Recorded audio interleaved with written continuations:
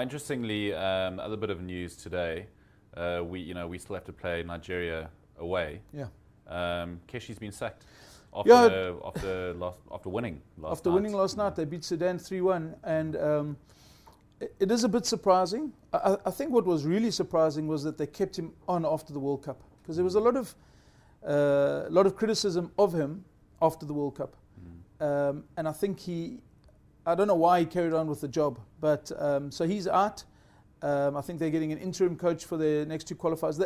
It could actually backfire against Bafana, because what happens when a team gets a new coach is that everybody, the guys who were starting under Keshi, they feel they've got to prove themselves to the new coach, and the guys who weren't starting believe they've got a chance now under a new coach. They believe that they can maybe get selected, and everyone almost tries that a little bit harder.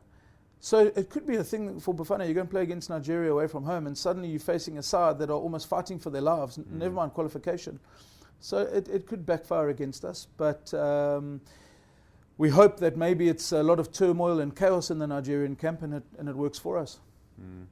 I mean, we could sit here and sort of argue permutations and that, but I mean, pretty safe to say that we're likely to finish in the top two. I think the only scenario is if we lose both our games, Nigeria away and then Sudan at home, and if Sudan beat us and beat Congo, and if Nigeria win their two games, which is against Congo and South Africa, then suddenly you've got Nigeria and Sudan going through.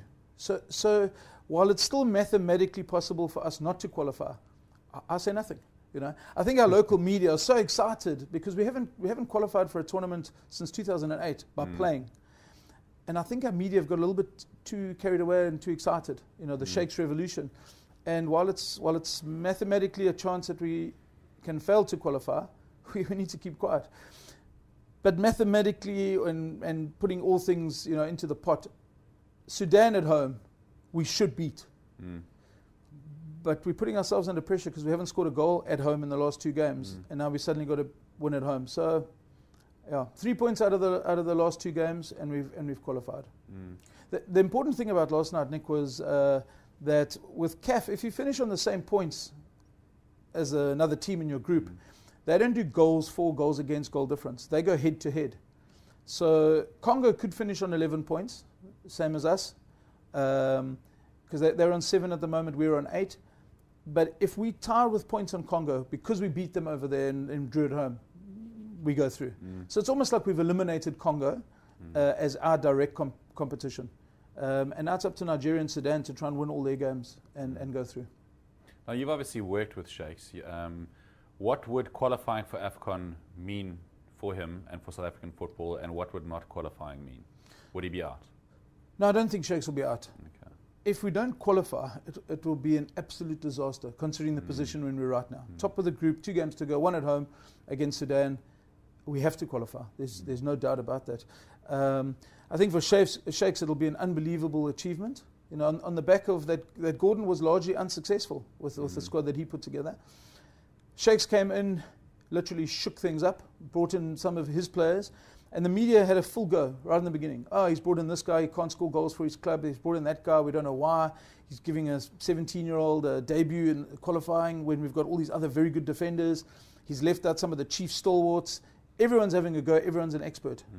Suddenly 4 games later, everyone's like, wow, Sheikhs, fantastic.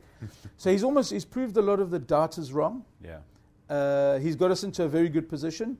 I think for him personally, it'll be a great achievement, and it'll give him, and he should take a lot of credit for it.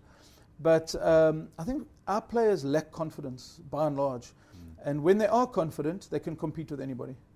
And you just sense that the guys that he's got at the moment, they believe in him, he believes in them, and there's a lot of confidence in the team. And although we didn't play that well last night and we didn't get the result, I think that the side are confident. They've played 4 and unbeaten. I think they'll get stronger.